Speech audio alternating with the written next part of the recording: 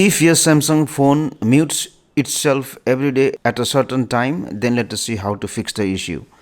The first thing that you will do is you will go to settings here. You will go to notifications, do not disturb, and if there is a schedule for do not disturb, then what you do is open the schedule, select this option, delete this schedule, and then delete. The next thing that you will do is you have to open this application, select modes and routines.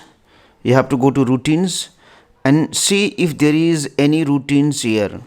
Here I have a routine. If I open it, then you can see at this particular point of time every day my phone will mute.